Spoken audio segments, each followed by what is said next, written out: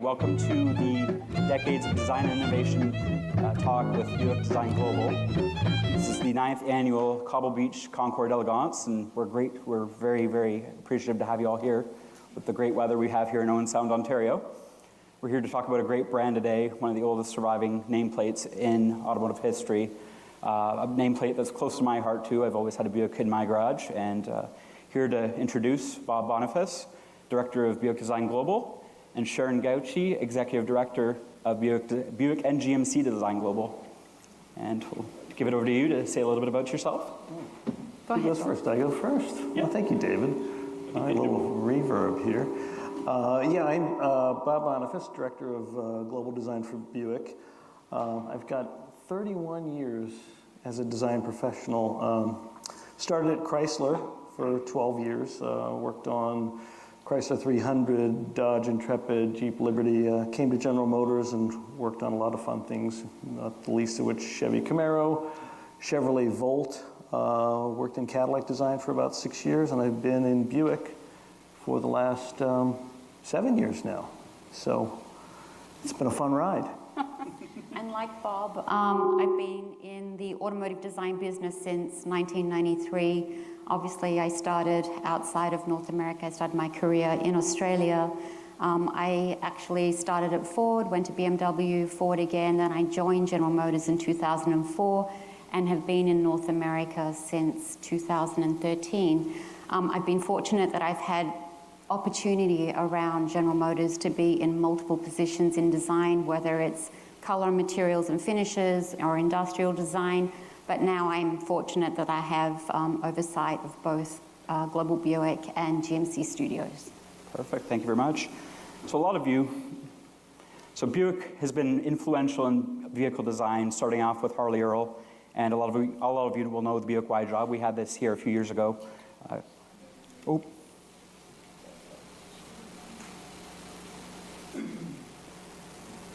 We have a big file. Yep. High-res images. Excuse us here. They have to hit the space bar. Yep. There we go. Perfect. So a lot of Buick design, especially with concept cars, started with the Buick Y Job and Harley Earl. So we'll talk a little bit about that here and how influential Buick and specifically Harley Earl was, if you want to give us a little bit of background on that area. Yeah, I mean, going back to the brand, Buick is the brand around which William Durant founded General Motors. So it's a very important and significant brand under our umbrella. And I think that significance was not lost on Harley Earl back with the Buick Y Job, the world's first concept car. You know, it's easy to think about concept cars today. Everyone does them for a variety of reasons, but he was the first with Buick to actually say, here's a vehicle that represents a vision of the future.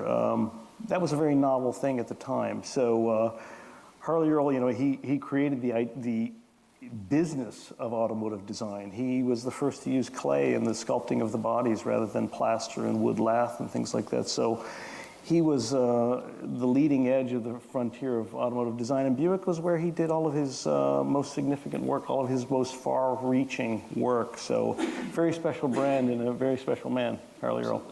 Absolutely. And I might even add that the studios that we're in today in Warren, Michigan are the same studios that he walked through where he created. So it really is a very special place that we as a creative design team get to create and design our future product. Is actually quite amazing. Absolutely, absolutely. The tech center is quite magical. It'd definitely be quite an experience to work there every day, especially with the legends of GM design throughout the years, especially Buick. I'm just going to hit that. Yeah. There we go. Now it's foolproof. Now we've got Buick reliability. We're good. So concept cars, how have concept cars been important to Buick throughout the years in the evolution of Buick's design language? I would say that, you know, Bob touched on the Y Job, and it really was the first concept vehicle. It was the concept vehicle that went to an audience to gauge reaction about technology and design. Concept vehicles for a design studio are incredibly important because they allow expression, true design expression, and allow the creative team to really put their ideas and manifest that into something that they can see, that they can touch, that they can gauge reaction upon. It's an opportunity for the design team to be purely creative without constraint. So you see true design expression in a concept vehicle. Beautiful. So leading here this weekend, we're also incredibly lucky to have the Buick Wildcat EV concept here on site. So I'd like to have you talk a little bit about that great project that's ushering a new era of Buick design. Yeah, we could talk for the whole hour on the Wildcat. And you see up here some of the early sketches from one of the designers in our studio, Hakan Demir, very talented designer. But, Sharon touched on something about where concept cars come from. No one asked us to do this vehicle. It was just one of our designers did a really cool sketch. It caught my eye. We created a scale model, a 30% size scale model, and just to explore body formations, graphic signatures, shape of the grille, and so forth. It caught Michael Simcoe's eye. He said, "What's this?" I said, "Well, Mike, just something we're playing with." Michael Simcoe, our global VP of design, has a real vision. He's like Harley Earl. Actually, has Harley Earl's job. And Michael, what he saw in that car was a platform to create a new design language for the brand. A new face, a new tri-shield, new body formations, and you're seeing that now rolling out throughout the entire Buick portfolio. So started out as an internal concept, and we were happy to build it and share it with the public. Yeah. And I want to extend, because Bob's being really humble here. I mean, his studio really is a small but mighty team, and they're the machine around experimenting and trying new things for the Buick brand all the time. I mean, often I walk into the studio and he's like, "We have another idea. We have another idea." So it's no surprise that the Wildcat EV was born the way it was born, because the creative influence in that studio was quite amazing. I'll add something to this slide too, just another question. How important is sketching to the design process? We have some great sketches up here, and I mean, it's just fundamental. And it is about the designers getting their ideas onto paper, whether paper, digitally paper, or paper itself. And so I say when I walk into the studio, whether it's a beautiful rendered, fully rendered sketch that's in bright red to catch the eye, because there are designer tricks to catch leadership's attention around new design proposals, or a simple pencil sketch like that. We don't overlook anything. We look at everything, and designing through the traditional form of sketching is just part of our process, and we have incredible designers. fantastic. Yeah, I mean, if you can't draw, you can't design. It's simple as that. Well, and I say that it sounds a little glib, but there is so much software out there. Blender is one tool. People can build a surface of a car without actually sketching. But generally, if you are interviewing a design candidate, you can tell a lot about them by the way they draw. Because if you can't describe a three-dimensional object in 2D, something is going to be lost in translation. Because don't forget, and we have one of them here, a General Motors clay sculptor. The magic happens when the designer and the sculptor create the surface together, and there's this communication between the two, and it goes interpreting a sketch into 3D. So very often the sculptor will say, I don't understand what you're doing in this corner. You have to run back to your desk and you have to sketch it out. Say, I want the section to look like this. I want the shoulders to be like this. It's an indispensable tool in the designer arsenal. And I think the page behind, the sketch page behind, is a really great example to show that point that Bob was making. You know, the designer doesn't just draw a front three-quarter. They understand what it looks like in plan view. They understand what it looks like front on. They understand what it looks like as a side view, as a rear view. It's the designer's role to really take what they're thinking in their mind and pen everything so that you can have that ongoing communication about how we're going to build this car in clay. Absolutely. And if any of you have time too on YouTube, there's a great GM video called Driven by Dreamers.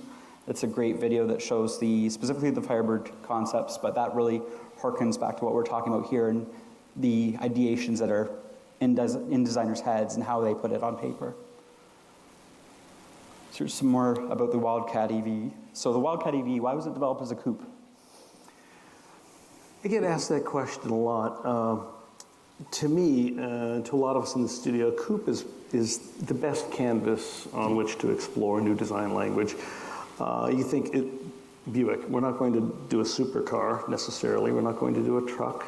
Four-door sedan is a little too mainstream. So when we were exploring different graphic signatures for the side glass and the front end and the shoulder formations, a coupe allows you the ability to put gesture into the profile of the vehicle, let the car have stance. And so I think if you ask any designer what kind of car they want to sketch, they'll always start with a coupe because it's a more pure shape. Absolutely. And also, another question too, why the Wildcat name? Guilty. I named it. Well, okay, so one of the things Buick has that a lot of other brands don't have, or a lot of brands say, we talk a lot about the startup brands in China, history, heritage, and pedigree. Yep. The Wildcat name has been used now 5 times, other than on a production car, on 5 concepts, Wildcats 1, 2, and 3 in the 50s, Wildcat 4 in 1984, and then ours. So when we were thinking of a name to call this car, we wanted to bring something back that acknowledged our heritage, acknowledged a moment in time in Buick's history. If you think back to the 1950s, let's call Wildcat 2. Buick was all about optimism for the future. I mean, at that time, the future was the jet age. You know, Harley Earl thought in the future. If Harley Earl were alive today and saw that we weren't flying around in cars, he'd be extremely disappointed. But the optimism for technology was what drove Buick's design language at that time. And now, as we're on the precipice of an all-EV future, Buick's going to be all-EV by 2030, what is our design language going to telegraph to the public? And so with that in mind, we said there's a very, very few names that this car could be. I mean, we thought about Electra, we thought about Riviera, but Wildcat was the one that we stuck with because they were the best of the best. Absolutely. So with Buick too, especially the Wildcat, so Buick is, especially in design, you have multiple design studios throughout the world. How is that? What are the challenges and what are the advantages of having multiple studios in developing one single car? A lot of studios don't necessarily do that. So Buick's quite special in having 2 different cultures come together to create these absolute masterpieces. We actually use the fact that we have a global footprint for design to leverage the best of the best. So we are under Michael Simcoe, we are expanding our design footprint. So we have studios in the UK, we have studios in California, in Warren, in North America, a studio in Korea and in China. And we've always, under Ed Welburn, we operated as a global design team. That said, the spiritual homeroom for the Buick brand from a design point of view is North America. So how do we work across shores, whether China or Korea, wherever we're designing a Buick in the world? We have multiple design reviews. We collectively work together. We start off with sketch blitzes. Bob and I sit in multiple reviews where we're shepherding the look and feel of design. We are often in evening calls, morning calls. We use all of our digital tools and technologies to be able to see things real time with our collective studios. But our link to China is really important because the Buick brand is so strong in China and continues to be. It has a heritage, it has a past, it has a link to North America, and we need to continue to nurture that relationship and design things together. Absolutely. Perfect. So we've got some great shots here that really show off the beauty of the Wildcat EV. Some of you may have already seen it. It was at Toronto Auto Show in February, but we've got it here tomorrow at the Cobble Beach Concours d'Elegance. It's a car, if you haven't seen it yet, it's a definite must-see. It's a stunner. You can tell a funny story about that view, actually. Let me go back to that. Yeah, absolutely. So a lot of people comment on what's going on with the roof there, what we call the semi-swing doors. This was originally going to be a gull-wing vehicle, and the structure down the center spine was flexing with the mass of the doors. And really, we only wanted to make it a gull-wing to ease entry and egress.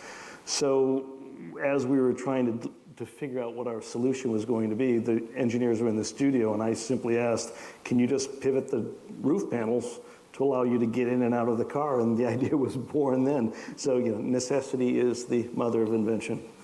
Absolutely. And in another little tidbit story, this was also, when you see the car tomorrow, what the first thing you'll notice, besides the beautiful stance, the beautiful proportion, the beautiful attention to sculptural beauty that is Buick, is it has a phenomenal color and trim combination. The exterior color of the Wildcat truly is stunning in that it represents the body so well. The original concept for color and materials was not what you see tomorrow, and I think what the team was able to do was really elevate the color and trim materials to make a statement about the Wildcat EV that takes the beautiful design work even one step further. So I think the original color was going to be a light blue, and the interior had a combination of light blue and a little bit of eggplant.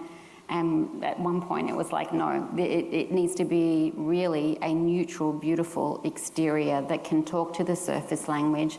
And then the interior was elevated to something that's light and grounded with green, and then has accents of the orange that you see on the seat belts. So we're getting the behind the scenes here. It's really great. So going back on that too, so what goes into selecting color and trim? What are the design processes of that? Often, how long will that take? It's not as simple as just pointing out and selecting a color. So actually the color and material process is a little bit longer than the actual vehicle design process, because there's a material of color that's being designed by the design team. So a color and material designer, in terms of their backgrounds, a lot of people don't necessarily realize that. They come from industrial design, they're fashion designers, they're graphic designers, jewelry designers. They're not just selecting what a color will be, they're actually designing and creating all of the exterior colors, the interior colors and materials with our supply base around the world. So the process is probably about 4 years. If the color and material team are doing advanced work, that's a little bit longer. That's experimental, that's a little bit longer. So that's why I say sometimes it's a little bit longer than the production program itself. Yeah, which is fantastic. It's great. There's many different ways you can actually get into automotive design. My background was actually, I had a bachelor's degree in industrial design and transportation design at Humber College up here, so that was my path. I was always sketching, drawing, often get up in the middle of the night, have to sketch what's on my mind. It's probably something that you've probably experienced too. And I should also add that there is no little detail that goes unturned by the design team. Every single element that the team is designing, someone else is adding a material and a texture or something to it to embellish it. And then you talked about what's the process. I think with design, we're always exposed to multiple opinions. And so whether it's the design work itself or it's a color, behind the scenes, there's always elevated conversations that are happening. And so when you end up with something so true and so beautiful, part of the reason that this happened and is so pure in its execution was that really Bob and the team were in the studio, no one really knew about it, and it was just happening. Absolutely. So we've talked and showed the exterior. So now, as far as interiors, what are the pillars of interior design with Buick, and just many different areas that people go into developing? I mean, they're developed often in pieces, which we've talked about too. which is really interesting. A lot of people will probably find that quite interesting as well. Well, we at Buick, we have what we call some of our brand pillars. One is sculptural beauty, one is sense of well-being, and that's, you can apply that to exteriors, but in particular in the interior, the idea of sense of well-being. So if you look at this image here, this is a rendering of the Wildcat interior, and you'll notice that a lot of the elements, the cantilevered console, the seats, everything has a sense that it's floating, it's light and airy. It's a very warm and inviting place to be. So we start with that. You know, the design language of the interior needs to know the exterior. Of course, you don't necessarily repeat the shapes from the exterior on the interior, but they need to live in harmony. They need to look as if they're part of the same DNA. Yeah. And so that's where we start. And I think for Buick too, there's a sense that it should be not only the sense of well-being and an element of quality, of course, but there should be a sensibility to timelessness. Buicks aren't necessarily about the latest trends. They need to be timeless and grow. And I think with the beauty of Buick is that there's so many beautiful gestures, big first reads that are happening on the inside of the vehicle. But when someone gets inside, then it's the discovery of all of the additional details, discovering the second reads that are happening in the seats, whether it's a texture or a stitch or a different color. So I think for Buick, it's not just about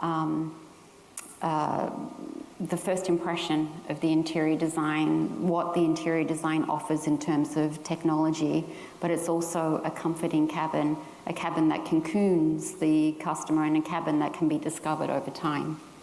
Absolutely. And great that you say the timelessness of it too. I immediately get imagery in my head of the 63 to 65 Riviera interior and how timeless that is. So it's just truly in the heritage. Well, and you know, the thing is, Sharon's an automotive enthusiast, I'm an enthusiast, and our entire team are enthusiasts. I think everyone on our team collects cars. Some are JDM, some are German, some are Italian, some are other offbeat, but everyone has a sense of vehicle history. And so if you're into automotive history, you want the things you're working on to have a sense of permanence too. You don't want your designs to have a shelf life. Mm-hmm. So I think those of us in the Buick team are hypersensitive to the things we're designing. We want them to look good, not just this year and next year, but for decades to come. I mean, on that too, it's really interesting here about car enthusiasts, everything. We share that, especially in judging at the Concours. A lot of Concours judges, they know their special niches, but we like learning and need to learn other brands, other areas of automotive as well. How important do you think that is in your team, in knowing just not Buick or not JDM only, that they know the whole broad of the automotive scene? Yeah, I'll start and then you can finish. I think it's like, you can't be a good chef if you don't understand French cooking, Italian cooking, Middle Eastern. You have to have a broad repertoire of design elements that you understand and that you appreciate. Generally, the designers that we have at General Motors are very well-rounded in their understanding of automotive design history. You throw out a vehicle name to any of the designers and they know instantly what you're talking about. You know, you say Integrale, they know it's a Lancia. You say 928, they know it's a Porsche. Yeah. So it's important. Yeah, and I think not only is enthusiasm around vehicles important, but I think one thing that I've always encouraged with the creative design team throughout my career is to be curious about other things. So what else is happening outside of Warren, Michigan? What else is happening in furniture design, interior design? Because as a creative community, everything that we see and touch influences our day-to-day and what we're sketching and what we're doing inside the studio. So it's a curiosity about automotive design. It's a curiosity about other brands and what's happening in history, and just in general, the collective world around us. Yeah, absolutely. I've got a few more of the interior here, so you can see a lot. And I mean, here's an interesting, I believe that's a clay over there of the interior. Yeah, so a little bit about this. These seat sketches, we talked earlier about how important is sketching. So these were done by Shige Maeda, who's taping on the right there. And his work, it should be hanging in the Louvre. His penmanship is incredible. And you see the design, the purity of those seats. Take a look at the seats in that car tomorrow. They are spectacular. And there's a funny anecdote. Those seats are solid aluminum, and they weigh about 200 pounds. We had to use the shop, when they were building the car, to use an engine hoist to put the seats in the car. But, Awesome. We actually, just as this started, we have a time-lapse video of how the Wildcat EV was created in the shops, and we should have included it because it's so dynamic and it's so interesting, and you see all of the people coming together. yeah, and we haven't really mentioned much about our interactions with the shop, the build shop, because we built this vehicle right at the GM Warren Tech Center, and the craftsmen that work in that shop are incredible. Metalworkers, woodworkers, the folks who run the milling machines and the stereolithography lab, the paint shop. The greatest painters in the world work at General Motors. The trim shop, Jeff Kilmer, who recently retired. Jeff Kilmer was one of our lead trimmers. And to watch the passion with which these shop personnel built this car, or any of the GM concepts, it's beyond anything you see at Pebble Beach. Yeah. Fantastic. Absolutely. And so we've got the new Tri-Shield here. So this is something new to the Wildcat EV, and the next progression in Buick logos. So there's a little story behind it and some history and how it came to be. So we'd love to hear that. Am I starting that You one? want to tell it? Well, so the Tri-Shield in its previous configuration had been around since the 1960 model year with the Invicta, Electra, and LeSabre. And actually the three shields represented those three models. And yeah, in the mid-70s we lost the Tri-Shield for maybe 2 years, and it was an Eagle. But generally the Tri-Shield, the stacked Tri-Shield, the family crest of David Dunbar Buick, has been around since 1959, 1960. So we don't take the idea of changing the company's badge very lightly. There's a lot to it. You know, the dealers have to change their signage and all the letterhead on all the paperwork and all the media. And you have to ensure that the customer base recognizes that it's still a Buick. But what we noticed in the studio was that a lot of the designers, maybe just to make the sketch a little quicker, just started putting three little stripes to represent the Buick Tri-Shield. And it caught our attention, and we started talking about the idea, you know, we're coming up with a new design language, new front end, new landscape. Maybe it's the time, and now is the time to look at updating the Tri-Shield as we move into our all EV future. And we put a variety of proposals together, and I think you'll agree the one we came up with, which I think we have up here, it's still Buick. It still has all that sense of history and heritage, but it's a much more modern presentation and very three-dimensional. I think it's fantastic. And this version, this evolution of the Tri-Shield also allows us to have more flexibility in terms of being able to take it off the front grille and hood mounted or put it in the rear. Now that we've taken the rondelle out, there's a lot more opportunity for placement for the Tri-Shield. But absolutely right, the Buick brand right now is at this intersection of a physical design change, the evolution of a new Tri-Shield, and heralding towards an all-EV future. So it really is the right time. Absolutely. And I'm the vehicle registrar here for the Cobble Beach Concours d'Elegance, but my day job is actually with the Buick GMC store. So we've had a few of the Encore GXs already with this new emblem, and I mean, it's catching people. I stood back and watched a few people's reactions, kind of off the clock, just to see what they thought, and it was really taking them by storm. They really loved it. They really loved what they saw. They walked to the back and said, "That's a Buick?" I said, "That was really quite interesting to do a little reconnaissance that way." And so, talk about the Encore GX. That's one of the first vehicles that's coming out with this new logo, production-wise, and that's out actually in dealerships now. But we also have the Invista coming, which is a very car-like SUV, which we'd love to talk about. These are some sketches of it, which it's just such a striking vehicle. And I saw it recently at Woodward Dream Cruise, and it's absolutely fantastic. It's wonderful. And I heard a lot of people that don't know Buick either, and they were really, really surprised and taken by storm. Yeah, this vehicle was developed right alongside the Wildcat, and when I say right alongside, I mean they were about 5 feet apart during their entire development. And we're very proud of it because it's the first entry. The Encore GX has the new face and the new tri-shield, but it was a carryover body aft of the base of the windshield. This is the first vehicle developed from the ground up with our new design language, and so we're pretty proud of it there. I think it's going to be an incredible car in the market because of the price point, but that's neither here nor there. I'm just proud of how it looks. Yeah, absolutely. And yeah, it's going to be, we've sold actually every incoming one we have so far, so we can't get enough of them. And here's some more sketches. So what were some fun stories? I mean, we've got the behind the scenes, we've got the 2 crates at Buick Design right now.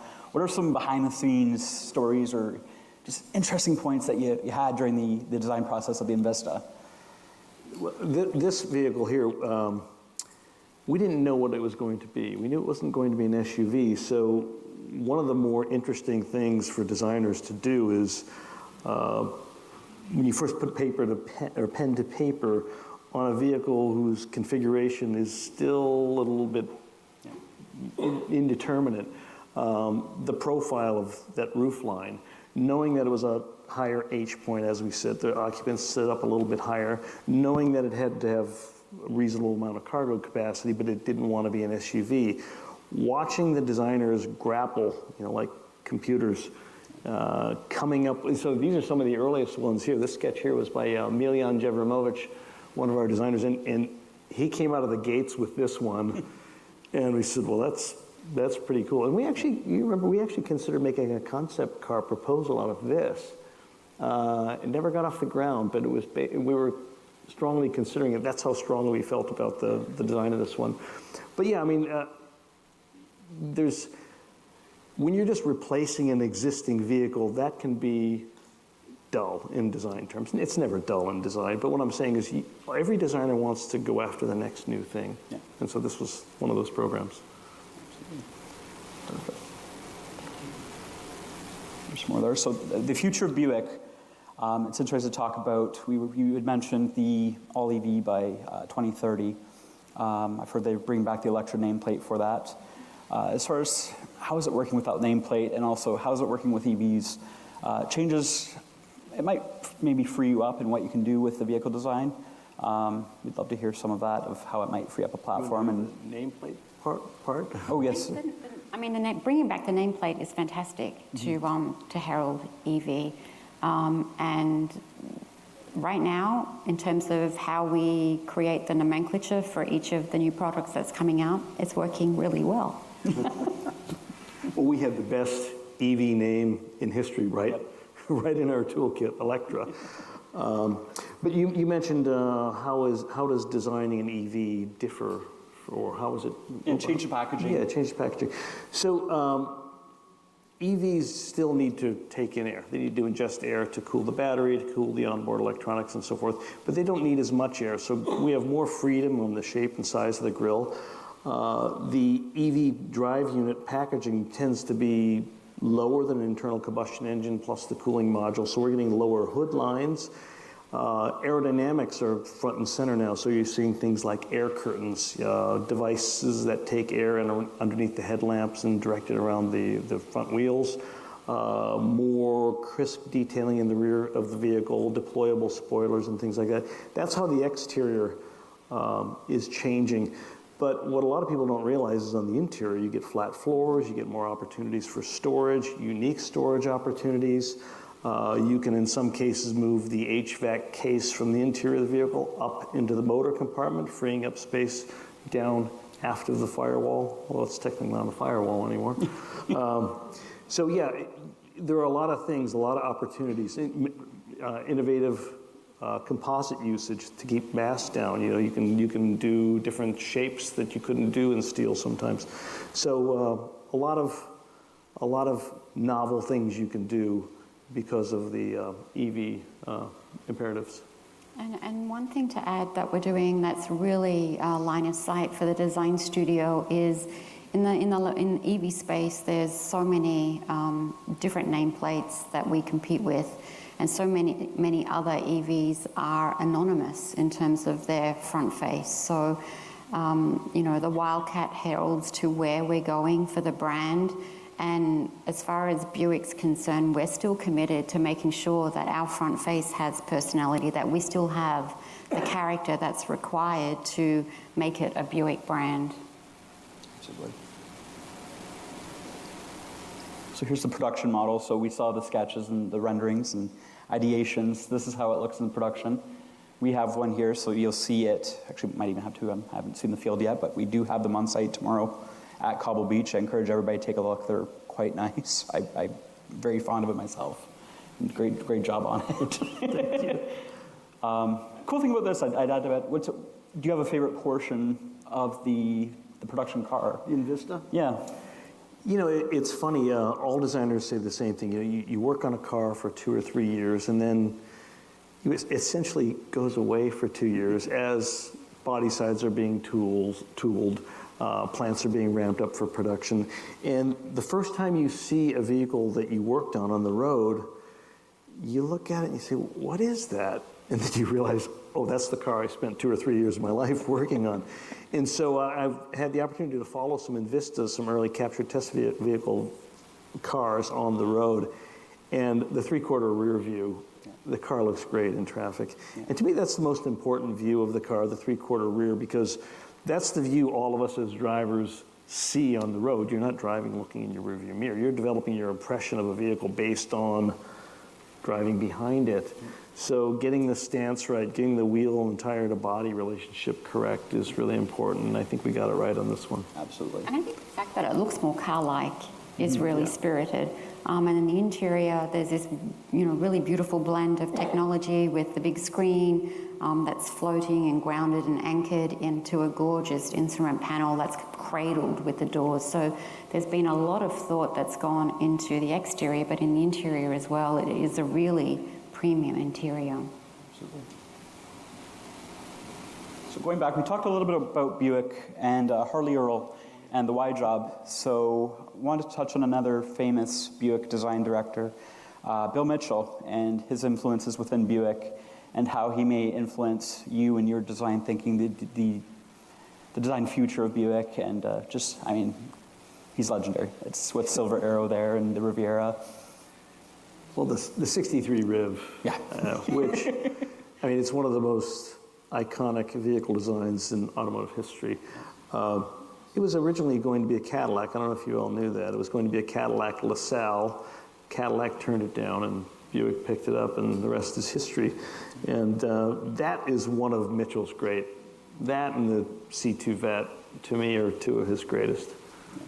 Absolutely. You looked a few years before, were the big fins, Delta wings, and you go to this really clean, almost European Riviera. It was stunning. They took it over to, I think it was Paris Motor Show, and it was even taking the world by storm. It wasn't even just North America. It was fantastic. One thing that Mitchell did, I think he did it on Buick more than any, is he always put a centerline peak in the plan view and a crease down the center of the car, almost like a crease in your pant leg. It was a GM thing, but I think the Buicks of that time had the most dominant centerline bias, and I think that's a Mitchell. That's Mitchell. Harley Earl didn't do that. Mitchell did that. He was he was the polar opposite of Harley Yes, Earl. he was. A lot of design. Yeah.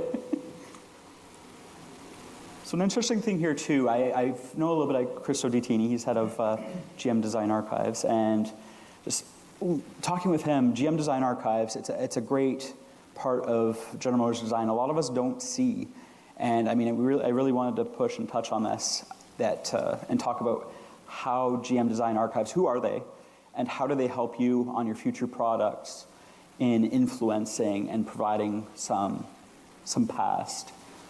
So the GM Design Archives are located in the same building that we have the design studios, and they're a small group of people who are incredibly passionate about our design history. And it's a relatively newly formed group who have the responsibility of preserving our design history. So sketches that designers have done in the past artifacts that have been part of the design process, and not only respecting and preserving the collection that we have at General Motors Design, but also going out there and finding and archiving sketches that might be in somebody's collection or in their garage, because as designers, we're not allowed to take any of our sketches home, but there was a period in time where lots of sketches, lots of artifacts went home. So they really go out to bring them back. And as a resource for the design teams, we have the opportunity to go in and see, for example, a sketch blitz that happened on steering wheels for a Buick brand, or just go in and see some graphic design that happened. It's such an important resource, and you can see here in the image, you know, side by side, we have the influence of one of our previous heritage vehicles alongside the development of the Wildcat EV. Yeah, it's great to see Wildcat 2 there. I believe that's in the courtyard. Yeah. Or is that the patio? That's in the Ponderosa. So our the famous design patio next to the dome was under repair because we were building a new design center. I don't know if you all knew that. We're just moving in. Buick is moving in 3 weeks, October 17th, yeah.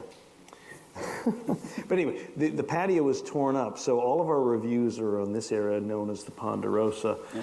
And it's called the Ponderosa because it has a stockade fence, and also Bill Mitchell was very good friends with Lorne Green from Ponderosa. And back in the 60s, Lorne Green would come and visit Bill Mitchell, and they'd be out on the Ponderosa. So it's still called that to this day. So that's on the Ponderosa. Absolutely. And I mean, the GM Tech Center there, you get a small glimpse of it. It's very secretive and very high security. I mean, they're designing the future in there. We've got an original map back at Cobble Beach in -- I mean, the footprint is just absolutely massive, and it's really changed, especially with the new GM Design building you were talking.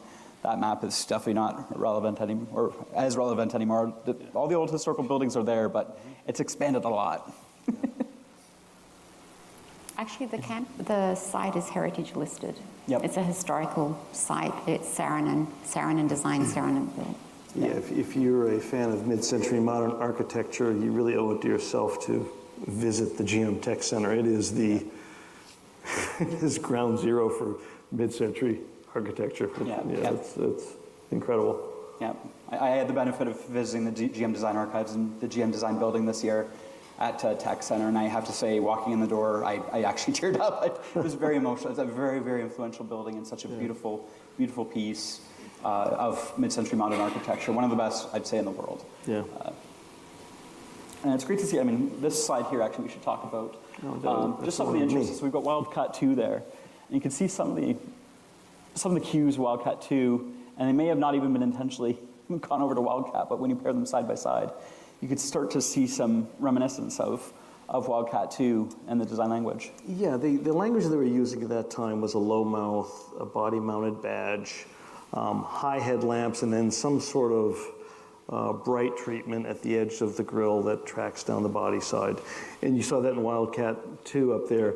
And we didn't want to just copy that, but we wanted, as I said before, we were inspired by it. And so when you see the two of them on the patio together, they don't look like one another, but they look like they would be in a natural trajectory from one vehicle to the other, 50, 60 years down the road. So there are a lot of details.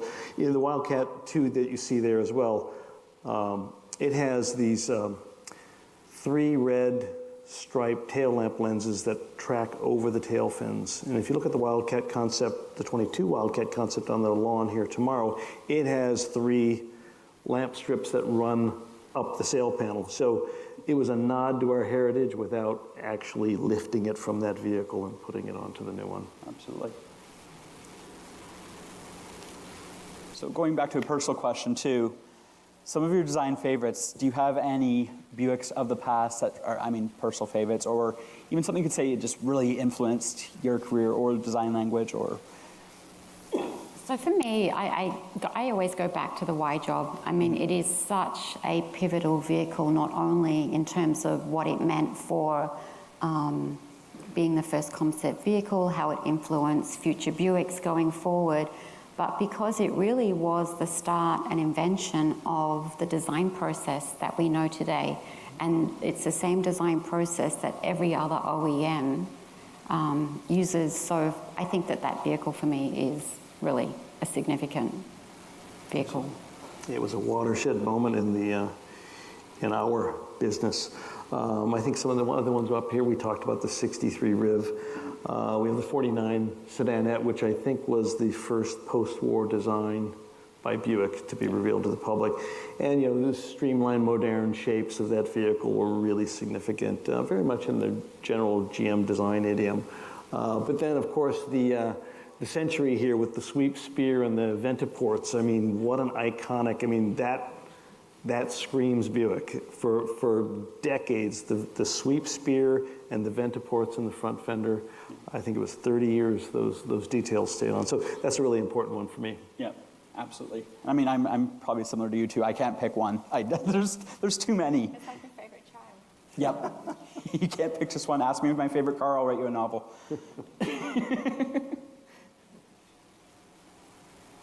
We've got a few more pictures here too. So a few other questions. Just what does the design team generally consist of? How many members? I mean, and we were talking about different modelers, different in paint. A lot of people might not know how large the team is that goes into making one single project or vehicle or nameplate. I guess, I mean, it varies because we have regional design centers as well. We have the team in China, Yep. 2 studios in China, 1 in Korea, and then our studio in North America. And very often, all of the studios will sketch on the same, put forth design proposals for the same program. Yep. But generally, you know, our North American studio, I think we have 7 exterior designers, 2 exterior design managers, full clay sculpting team, and studio engineers. And we're small, but we like to say we punch above our weight. Absolutely. And of course, we've got the interior team as well, of similar size. Yeah, and a question for you, Sharon, too. How important do you think it is, or how important do you think it is to have designers from different backgrounds, whether it's automotive design, industrial design, fashion, furniture, different pieces that all come together to create the entire package of the vehicle? Yeah, that's the beauty of our industry, and I think the diversity of the backgrounds of where they come from really, in the end, results in the beautiful product. And automotive design isn't necessarily just about penning what the exterior design looks like. There are so many other elements that require design skills, whether it's industrial design because they're designing what the HVAC buttons look like, or it's someone that's come from fashion design because they're designing what the exterior color might look like. Our industry is fortunate in that we have designers from all different backgrounds coming to the table to contribute in some way to create the overall design for a vehicle. So very complex, but very necessary in terms of diversity. Absolutely, really quite special.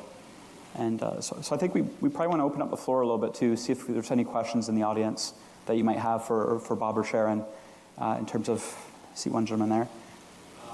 Hats off to you guys. We've admired your work at the Toronto Auto Show for many, many years. Thank you. It's almost like a class of like Pininfarina sort of stuff, like when you look at the design studio and what you guys are doing. But the thing I've always found, and it's a bit of a paradox, I have a brand background, so it's always bothered me a bit that I see that box that Buick is in from a brand perspective, and there's such a delta between the Buick and to an extent the Cadillac teams. Now Cadillac's got a bit more racing going on, more advertising, trying to really remake itself. But I've often seen, again, it's my personal observations, I could be biased based on what I'm watching, but it seems that you guys have got a massive delta between the design horsepower and what you're putting out there and then what we're seeing within the Buick lineup. And could you comment on that push and pull that goes on between when we see concepts coming out? Because it just seems that there's such a lag. We've seen stuff that is just world-class from you guys for many, many years.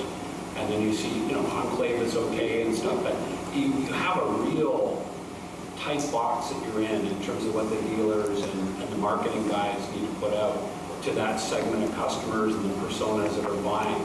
So how do you manage that culturally? And maybe that's the million-dollar question. It's actually really timely because we are right now in a moment of time where we're leaning in with marketing, we're leaning in with the communications team to better align the external facing assets that are out there, whether it's our reveal photography, how we show up with consistency in imagery. And the design team is almost core to bringing that together and creating a footprint and a collage of examples that we think is appropriate for the brand, so that we can start to have these types of conversations and get a little bit more consistency. Yeah, and to build on that, I mean, if I can get to the root of your comment, it was probably, I get it, you do these cool cars, and why do you only sell SUVs? But we are at a, without giving away too much, the shift to EVs is opening up the platform, the portfolio opportunities, because EVs need to have smaller frontal area, better aerodynamic efficiency to get the range target. So now all of a sudden, lower roof entries are now in the consideration set. Tesla does low roof entries and they sell. So stay tuned. We have, Sharon mentioned, there are lots of conversations going on, and EV powertrains are re-racking the way we look at our global portfolio. So nothing is off limits any longer. I can't say any more than that without getting in trouble. So, and I'm glad you mentioned Pininfarina. I'm a huge Italian coach builder fan, and to have you associate the work we're doing with the Italian coach builders is important. You're that good. Thank you. Any other questions there? Yeah, two questions. Sure. One's really simple. How come in the design sketches, the wheels are always twice as big? That's actually a good question. I can't believe how many times I've seen that. I won't make any... Because they don't stick to the brief.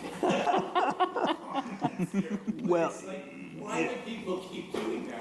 well, yeah. The second thing is, the Koreans, when it comes to the new design themes with EVs and things like that, they're kicking your ass.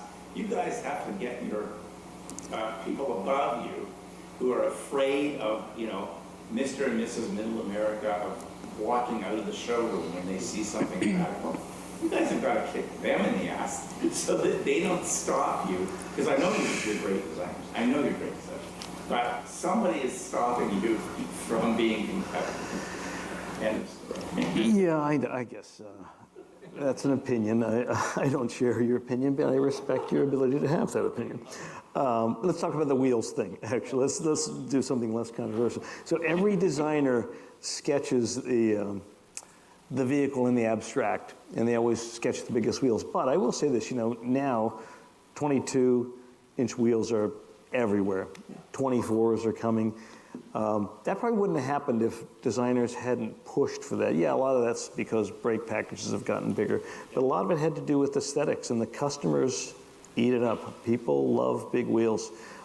Designers just love big wheels more than the average person. And I would say, as part of the process, every designer that starts with a sketch is competing with the person they're sitting next to. So they know that those sketches are going to go up on a wall, and Bob and I are going to be sitting there and pointing to the ones that we think are the most appropriate. So they want to get our attention.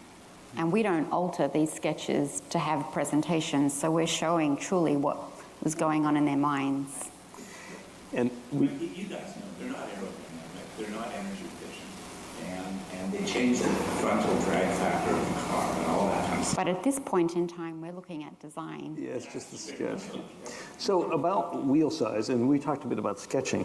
So when you first take your first class in how to sketch a car, they say you draw the one wheel, you draw three wheels in the wheelbase, and you draw the other wheel. So basically it's a three wheels size to define the wheelbase.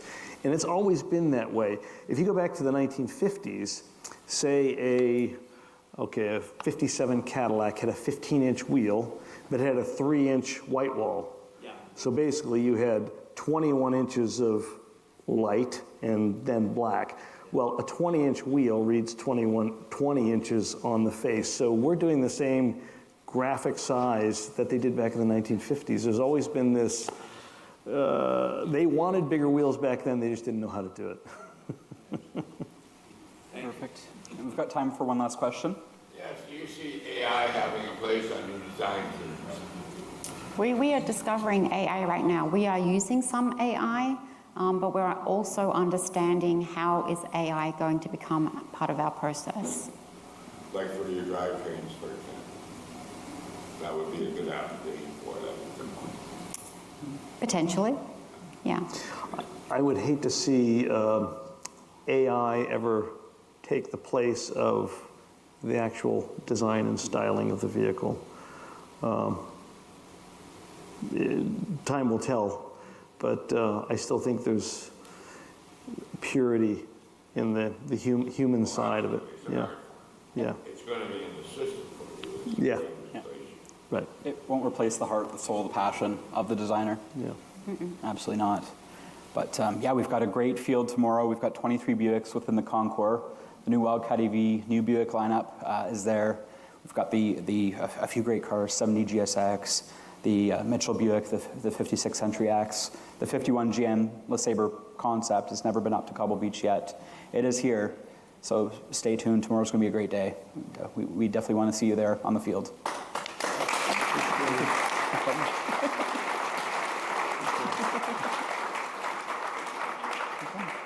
Perfect. Well, thanks everybody for coming. We hope you had a great time. That was great. Thank you very much. You know what happened?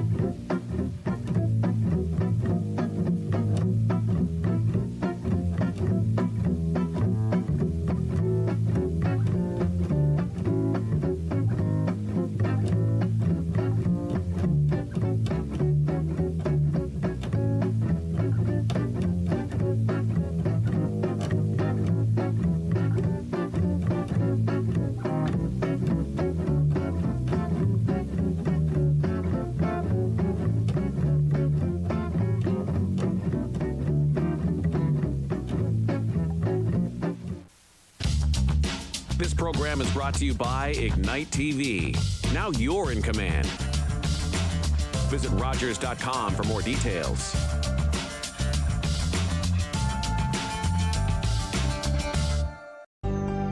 Call the Rogers TV viewer response line, email us, or connect with us on social media.